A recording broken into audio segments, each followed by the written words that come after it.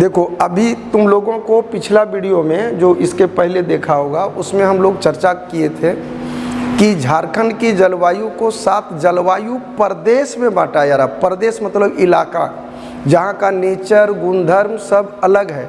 ये दोनों लैंग्वेज को समझना जो हम समझा रहे हैं। जैसे एक वर्ड है मौसम और एक वर्ड है जलवायु, ये दोनों में क्या अंतर है ध्यान रखना। मौसम, तुम लोग टीवी न्यूज़ देखता होगा तो एक चीज़ देखता होगा, हमेशा बोलता है आज का मौसम। मौसम शॉर्ट टाइम में जो चेंजिंग आता है उसका अध्ययन कहलाता है मौसम। शॉर्ट टाइम में जो कम बेसी उतार चढ़ाव आता है वो है मौसम। लेकिन लंबी समयावधि में जो उतार चढ़ाव आता है उसको कहते हैं जलवायु। जैसे भारत की जलवायु गर्म है, लेकिन सच बतलाओ भारत में जाड़ा का समय आता है या नहीं? लोग स्वेटर चादर ओढ़ते हैं कि नहीं?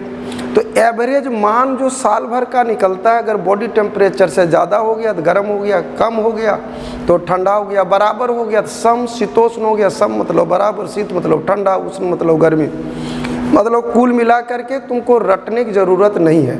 ये वीडियो बहुत शॉर्ट वीडियो होगा, क्योंकि हम तुम लोगों को जो प्रदेश के आधार पर उपमहाद्वीपीय, महाद्वीपीय, उपमहाद्वीपीय, शीत प्रकार, डेल्टा प्रकार सबका कंसेप्ट दे चुके हैं। दूसरी चीज़ हम तुमको ये बतला चुके हैं कि झारखंड से ये मात्र 90 किलोमीटर की दूरी पर है बंगाल की खाड़ी। तीसरा चीज़ बतलाए हैं कि यहाँ पर कर्क रेखा सीधे कट करता है। कर्क रेखा पर एकलौता झारखंड की राजधानी कर्क रेखा पर ही स्थित है। यहाँ पर पाट क्षेत्र का इलाका है। ये सुखद जलवायु प्रदेश है, तो वो भी छोड़ दो। ये पाट क्षेत्र सबसे ऊंचा पाट है जो 900 से 1100 मीटर है। ये छोटा पाट है जो 600 मीटर इसकी ऊंचाई है। ये उत्तरी बाह, दक्षिणी बाह, दक्षिणी बाह, पूर्वी बाह 300 से 450 मीटर है।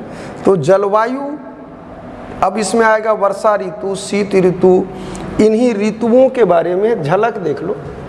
ये सब यही पढ़ते हो। ग्रीष्म ऋतु माने गर्मी कब पड़ेगा, फिर आ गया क्या वर्षा ऋतु, बारिश क्या होगा, शीत ऋतु, जाड़ा क्या होगा। यही 3 गो ऋतु पढ़ना है, मतलब प्रादेशिक विभाजन नहीं पढ़ना है। अब हम लोगों को खाली ये देखते जाना है कि इसको हम लोग असेंबल कैसे कर सकते हैं। एक बात बतलाओ, लिखा हुआ है किताब में पढ़ोगे भी कि ग्रीष्म ऋतु, फिर लिखता है वर्षा ऋतु।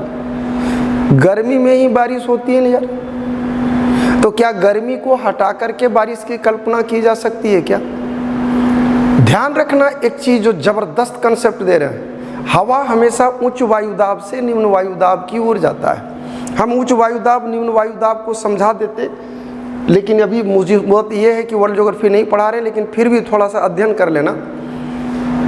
वायुदाब 2 टाइप का होता है, इसको एकदम ठेठ लहजे में समझना।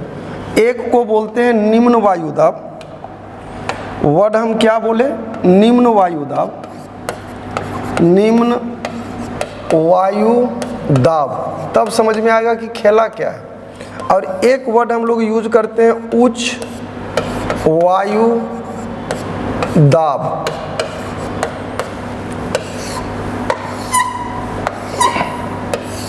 निम्न का मतलब दिमाग में रखना कम, वायु का मतलब हवा और दाब मतलब प्रेशर। उच्च का मतलब दिमाग में रखना ज़्यादा, वायु का मतलब हवा और दबाव मतलब दबाव। तो जहाँ हवा कम दबाव डालेगी उसको निम्न वायु दाब कहेंगे, और जहाँ हवा ज़्यादा दबाव डालेगी उसको उच्च वायु दाब कहेंगे।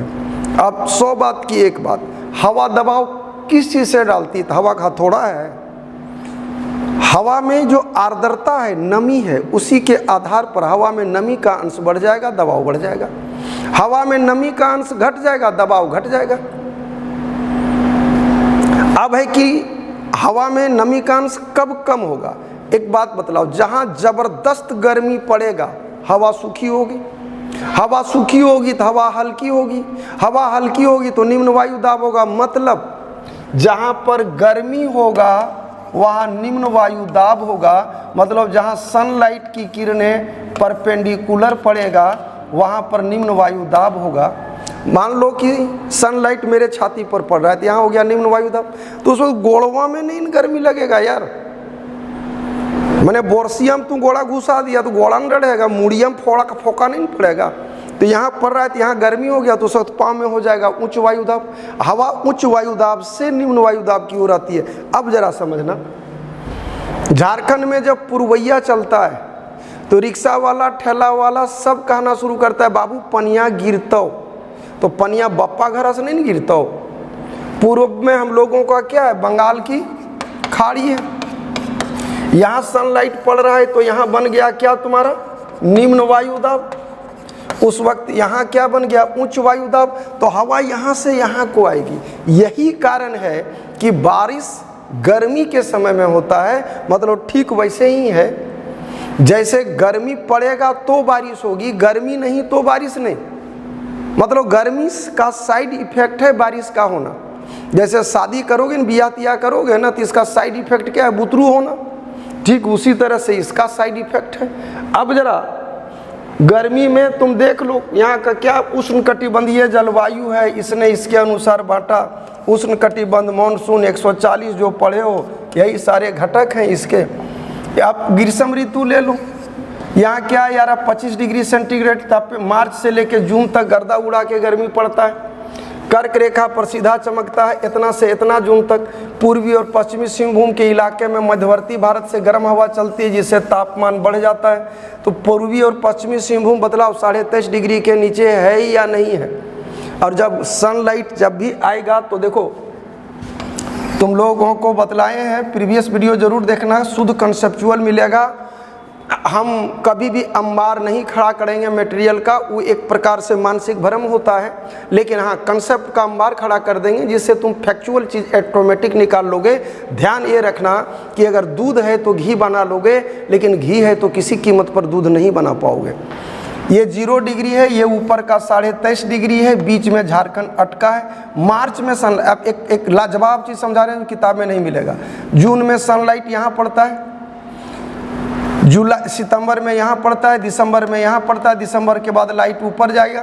तो यहाँ पर दिसंबर में अगर यहाँ पड़ रहा है तो मार्च में यहाँ पड़ता है। अब बतलाओ लाइट ऊपर जा रहा है मार्च से कि नहीं। तो लाइट जैसे जैसे ऊपर जाएगा तो ये सिंहभूम तिमभूम के इलाका से होते हुए नीचे वाला इलाका न गर्माएगा भाई। तो यही कारण है कि गर्मी शुरू हो जाता है कहाँ से, मार्च के मध्य से जून तक। कोई पूछ दे क्यों, कमीशन दोगे तो पूछेगा क्यों, और 3rd ग्रेड वाला एग्जाम देगा तो कहेगा कब से कब तक।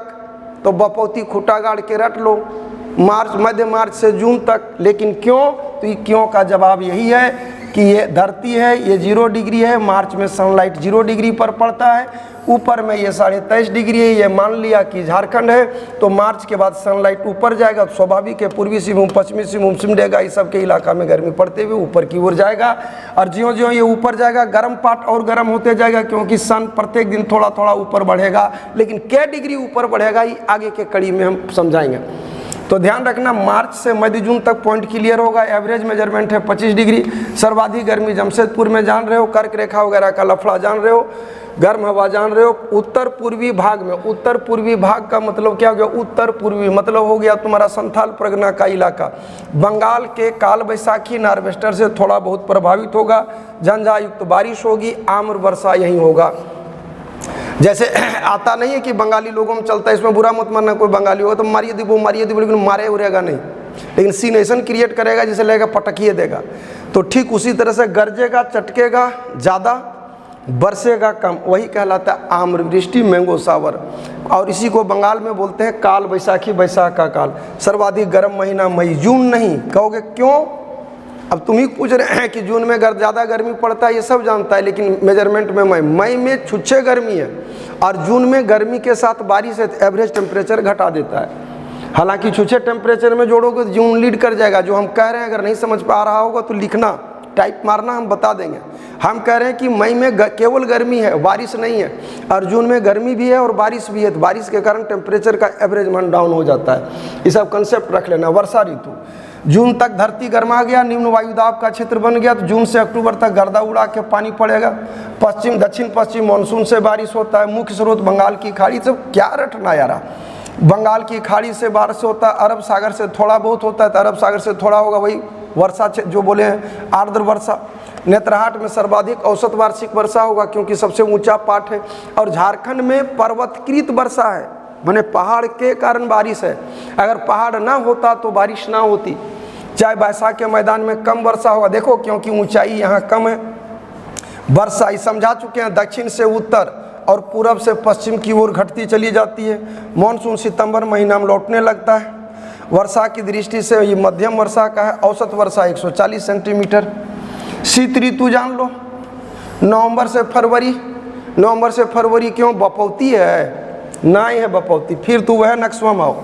अभी तो हम बताए हैं कि सितंबर में सनलाइट यहाँ पड़ता है, लेकिन सितंबर के बाद सनलाइट यहाँ नहीं पड़ के यहाँ पड़ता है, ऊपर नहीं भागता। अभी बोले ना मार्च से दूर सला, मार्च से ही ऊपर जाता है, सितंबर से ही नीचे आता है। तो बतलाओ, झारखंड यहाँ लटकल है, सितंबर के बाद ही जैसे जैसे नीचे सरकेगा, घसकेगा, बोरसिया जैसे जैसे नीचे आएगा, कनकनी यहाँ लगेगा कि नहीं।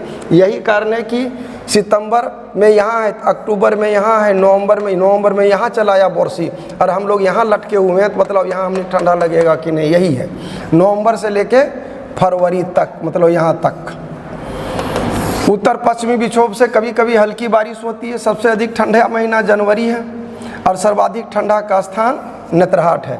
अब कहोगे कि सर दिसंबर में क्यों नहीं, जरा समझेगा, फिर हम बोल रहे हैं दिसंबर में सनलाइट यहाँ होता है बाबू। पढ़ल लिखल जो लड़का दिमागी होगा, वन लाइनर नहीं रटता होगा, लुसेंट फुसेंट के चक्कर में नहीं होगा, तो बड़ी बढ़िया कंसेप्ट बन जाएगा। दिसंबर में सनलाइट मकर रेखा पर पड़ता है, पढ़ा होगा 22 या 23 दिसंबर को।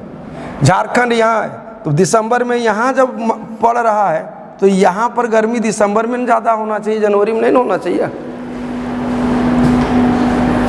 लेकिन होता है कहाँ पे, कौन महीना, सबसे अधिक ठंडा महीना जनवरी का है, क्योंकि रिटर्निंग मॉनसून से यहाँ बारिश होना शुरू होता है। एक तो हल्का भी ठंड रहेगा, और यहाँ पर तुम इंडिया का नक्शा लो, ये इंडिया का नक्शा है, रिटर्निंग मॉनसून ऐसे आ रहा है, झारखंड यहाँ है, बारिश हो गई तो इधर का ठंडा पानी, ठंडी हवा और क्लाइमेट को ठंड कर देता है। यही कारण है कि जनवरी सबसे अधिक ठंडा महीना हो जाता है। हमको उम्मीद है कि तुम लोगों को मेरी पूरी बात समझ में आ गई होगी।